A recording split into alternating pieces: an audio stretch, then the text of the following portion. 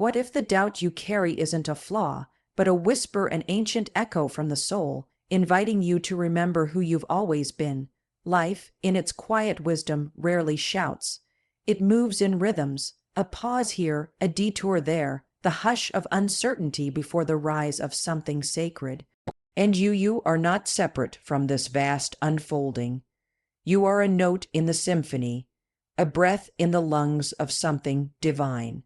Every setback, every silence, every moment you've questioned your worth has been part of a choreography too intricate for the mind to grasp, but perfect to the heart that listens.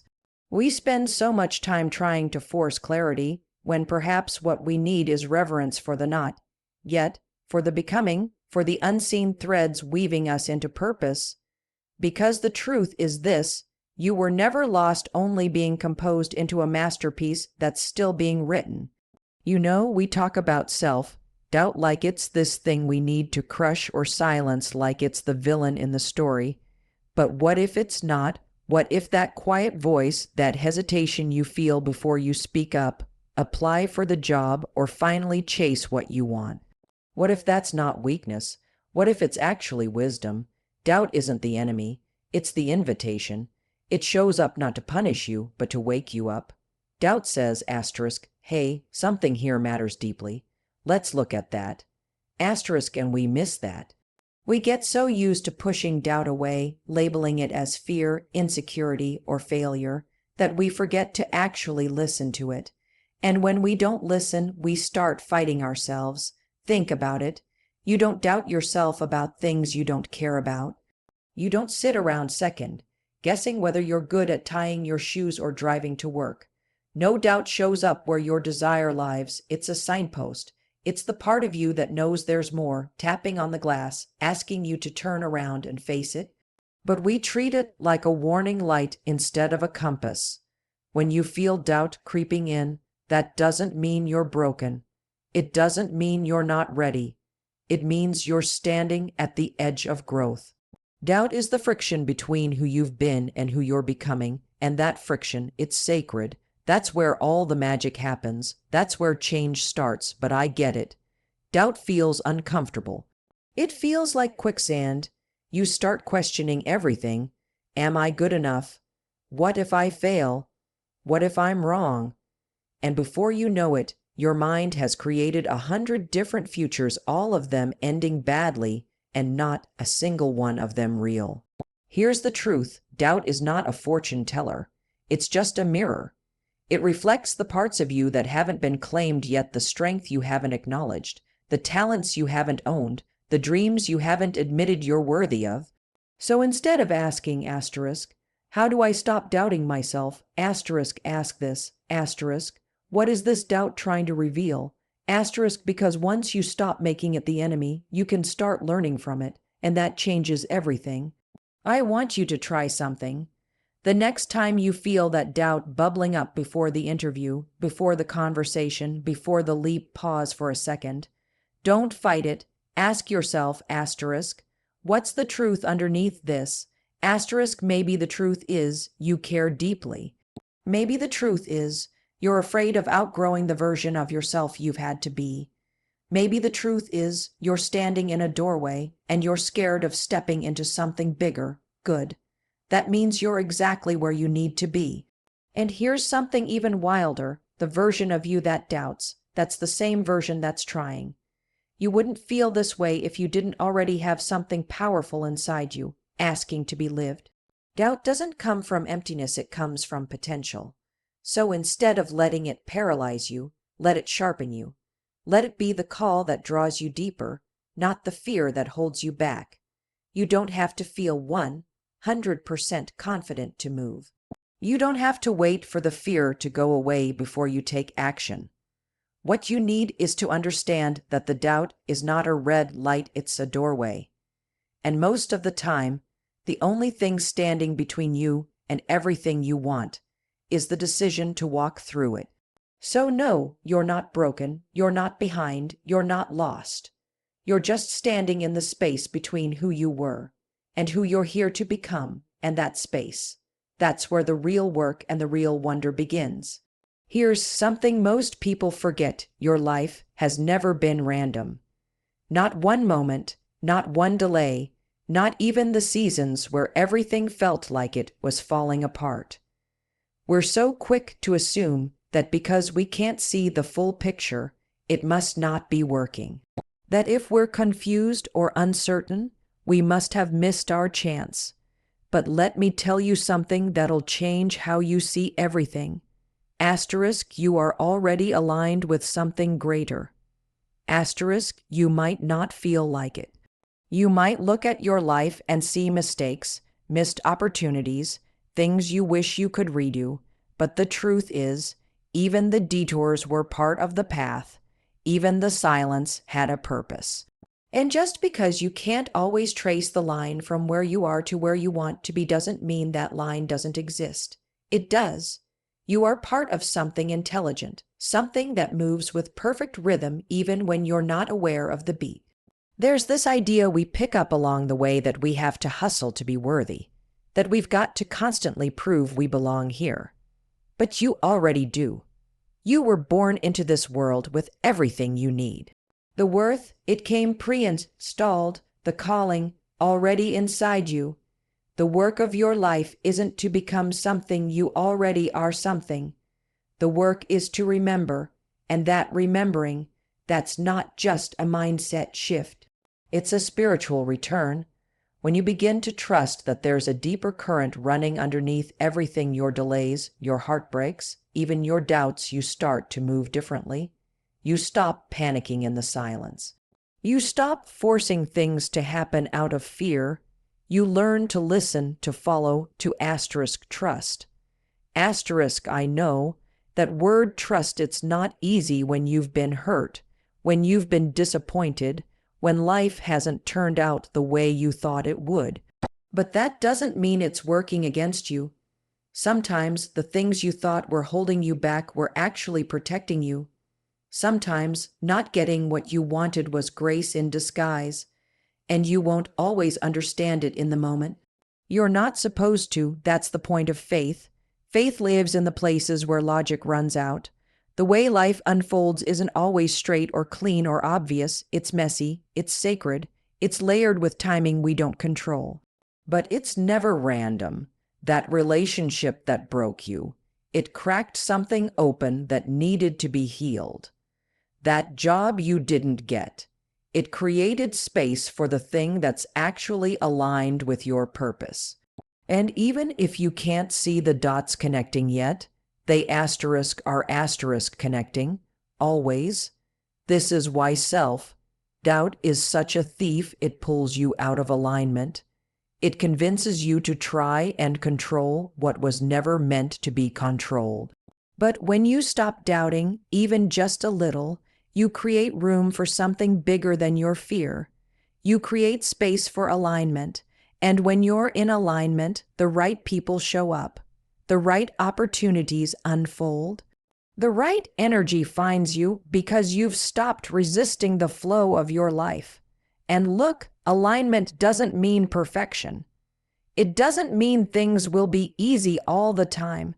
It just means you stop swimming upstream. You stop thinking you have to fight your way through everything to be worthy of it. You stop thinking you're alone because you're not. You never were. You are part of a larger design that's been moving in your favor long before you were even aware of it. So instead of asking, why isn't it happening yet? Start asking, what's already happening asterisk for asterisk me that I can't yet see? That shift alone will change everything. You're not behind. You're not too late. And you're certainly not forgotten. You're right on time in a life that's always been waiting for you to trust it. And when you do, that's when everything begins to open. Here's the truth no one tells you. Confidence isn't something you build from scratch. It's something you remember. You were born with it. Every single one of us was. You didn't come into this world second, guessing your voice or worrying what people thought of you. You didn't overanalyze your every move. You were bold, curious, alive. You knew exactly how to take up space without apology, without explanation. And then life started teaching you something different.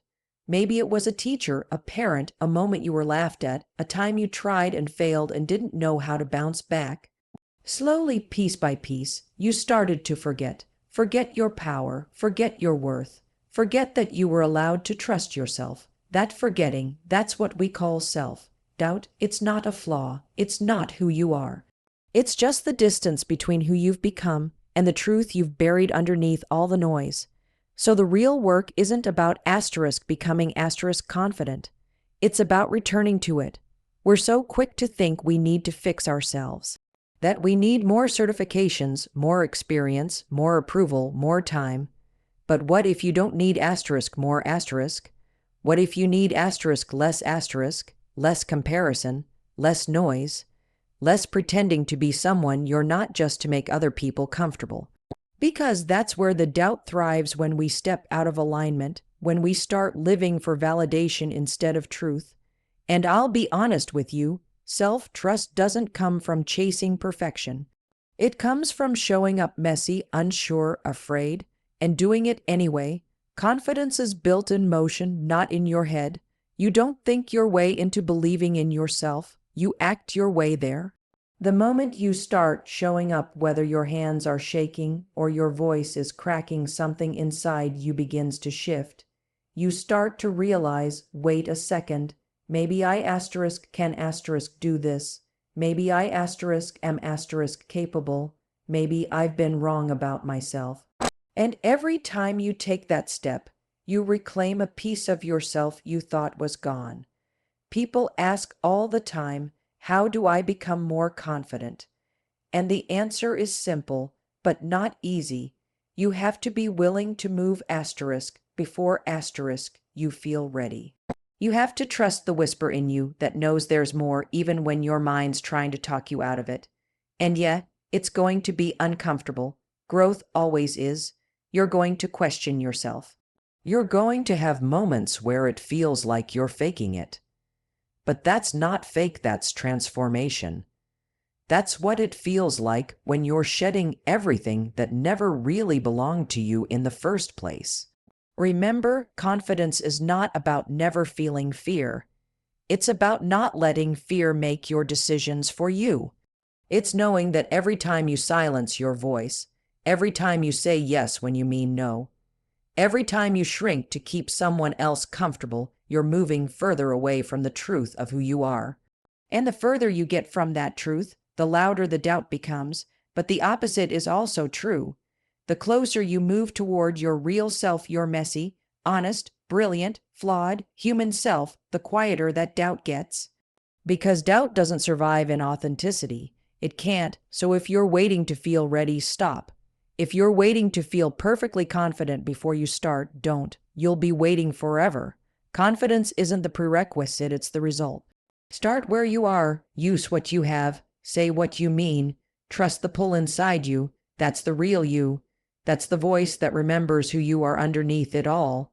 And when you listen to that voice, when you move with it, even in the smallest ways, you stop chasing confidence and you start living it. You don't have to become someone else to believe in yourself. You just have to come home to who you were before the world convinced you to doubt it. Let's talk about something most of us can't stand: stillness. You know what I'm talking about, that space where nothing seems to be moving, where your plans are on pause, where it feels like the world's moving forward and you're just stuck. It's frustrating, it's confusing. And if you're like most people, your brain starts spinning. What am I doing wrong? Why isn't anything working? Did I miss my shot? But here's what I want you to understand: stillness is not a punishment. It's not proof that you're falling behind. It's a sacred part of the process. It's a season, not a sentence. We're trained to chase momentum, constant progress, always be moving, always be building. But nature doesn't work like that, and neither do we. A tree doesn't bloom all year long. The ocean doesn't always roar. Even the sun sets. So why do we expect our lives to move in one constant direction? Some of the most powerful growth you'll ever experience won't look like growth at all. It'll look like silence. It'll feel like standing still. But beneath the surface, something's shifting. something's rearranging. Just because it's not loud doesn't mean it's not profound. We tend to interpret stillness as failure. But what if it's not failure? What if it's preparation? What if the pause you're in right now is life making space for something better, something deeper, something more aligned? Think about it. The caterpillar doesn't sprint into becoming a butterfly. It dissolves, it goes quiet. It enters the cocoon, and in that cocoon, it literally becomes unrecognizable. It stops being what it was before it can become what it's meant to be.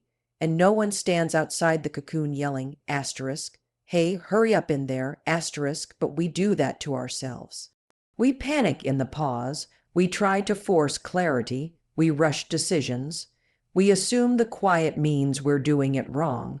What if it doesn't? What if the stillness you're feeling is the cocoon? What if it's the exact space where transformation is trying to find you? It's not easy to sit in the unknown. I know that. Your brain wants action. It wants results. It wants control. But some of the most important shifts don't happen when we're forcing answers. They happen when we stop resisting the questions. So instead of asking asterisk, why am I not there yet? Asterisk, try asking asterisk, what am I being prepared for? Asterisk, that one shift changes everything. It turns your frustration into trust. It turns your impatience into openness. And let me be clear, stillness doesn't mean doing nothing.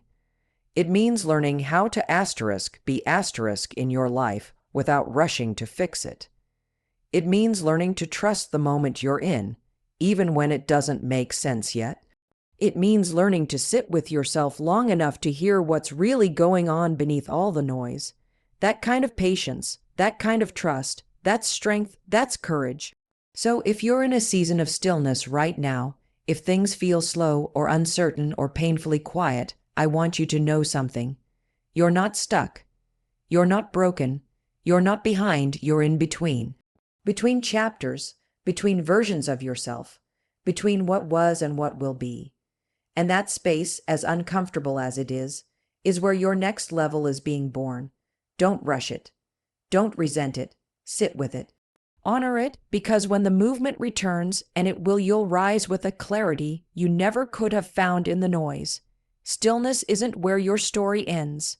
It's where your power gathers. And sometimes the most important thing you can do is learn to trust the quiet.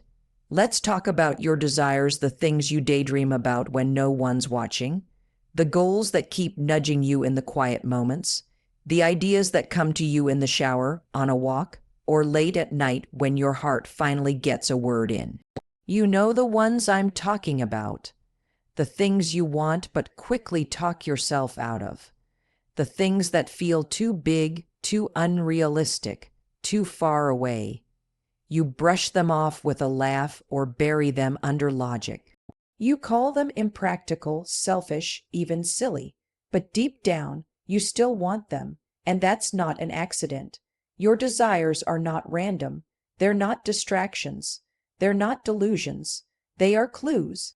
Clues to who you are, clues to what matters to you, clues to what you're here to build, experience, become. We treat desire like it's something to be suspicious of, like it's dangerous to want too much. Somewhere along the way, you were taught to lower your expectations, to stay safe, to stay small, to be grateful for what you already have and not ask for more. But desire doesn't show up to tempt you. It shows up to guide you. You don't long for things that aren't meant for you. And I'm not talking about surface-level cravings or impulsive wants. I'm talking about the persistent pull, that feeling in your gut that won't go away no matter how many times you try to silence it. That's not fantasy, that's direction. That's your intuition speaking in the language of longing. What you want is sacred, but here's the catch. You've got to stop waiting for someone else to validate it. Nobody's going to come knock on your door and say, hey, I've reviewed your dreams and yep, they're worth chasing. That's not how it works. You have to be the one to decide your desires matter, that your vision is enough, that you don't need permission to want what you want. And look, I get it. Wanting more can feel risky. It forces you to confront everything in your life that isn't aligned with where you're going. It makes you admit you're not satisfied. It makes you question your own worthiness. Asterisk, who am I to want that? Asterisk, what if I go for it and fail? Asterisk, but here's what I want you to hear. Wanting more doesn't mean you're ungrateful, it means you're alive. It means you're evolving. It means you're listening to the part of you that still believes in possibility. And that part, that's the real you. So many people spend their lives numbing out that voice. They drown it in distraction. They trade it for certainty. They choose comfort over calling. And then they wonder why they feel stuck, disconnected, uninspired. But when you start following your desire, when you give yourself permission to move toward what lights you up, something radical happens. You come back to life, you wake up, you begin to remember that you're not just here to survive this life, you're here to shape it.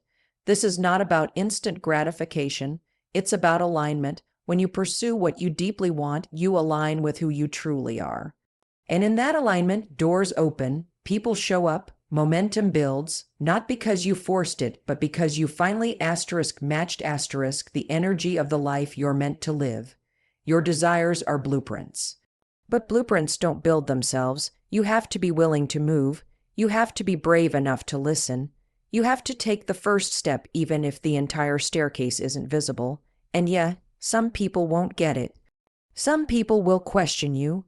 Some people will project their own fears onto your vision. That's fine. They don't have to see it.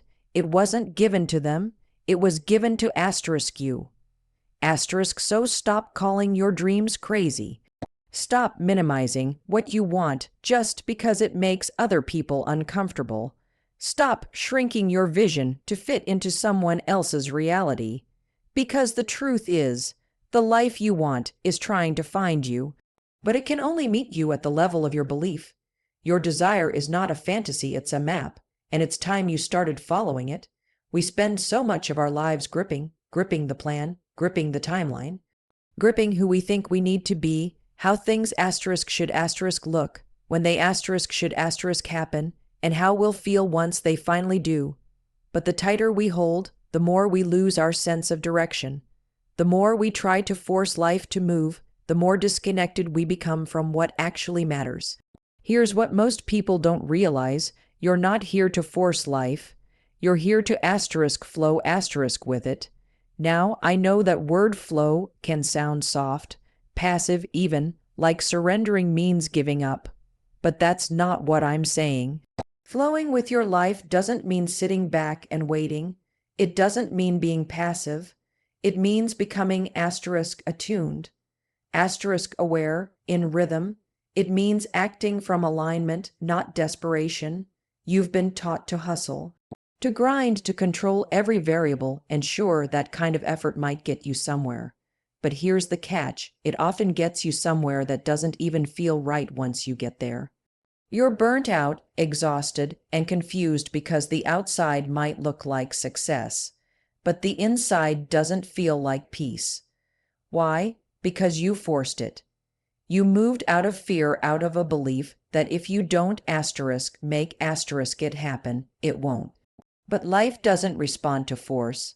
It responds to frequency. When you operate from fear, you attract more of it. But when you start to move from truth, from purpose, from trust, that's when things begin to align. You don't need to push your way into the life you want. You need to match it. Match the energy of the version of you who already trusts herself, who shows up even when things aren't perfect, who knows that what's for her won't miss her, not because she's lucky, but because she's in alignment. So how do you actually do that? You slow down enough to listen. You stop making every decision from panic. You pay attention to what expands you and what contracts you. You begin to follow curiosity instead of control. You say yes when it's a full yes. You say no when it's not. You let go of timelines that are built from comparison, and you start trusting the one that's unfolding in your life. Because the truth is, you can't force your way into peace. You can't panic your way into alignment, and you absolutely cannot control your way into the life that's meant for you. What you can do is shift how you move. Instead of chasing, you allow. Instead of clenching, you trust. You remember that the things meant for you are drawn to your energy, not your anxiety. It's not about sitting on the sidelines. You still take action. You still show up. But now, the action is clean. It's rooted in clarity, not chaos. You make moves that feel like resonance, not resistance. You stop trying to prove something and you start embodying it. That's the shift, and yeah, it might take time. It might take unlearning old patterns like overworking just to feel worthy, or saying yes to avoid disappointing others, or pushing through red flags because you're afraid of missing out. But every time you choose to flow instead of force, you come back to center. You come back to trust. You come back to yourself. The more you do that, the more life starts to respond. Things begin to unfold. Not always in the way you pictured, but often in ways that are better, more aligned, more asterisk you asterisk. So let this be your reminder. The life you want isn't something you have to chase down. It's something you align with. It's already trying to find you, but it needs asterisk you asterisk to stop pushing long enough to be found. Let go of the grip. Trust the current, because the moment you stop forcing is the moment everything begins to flow.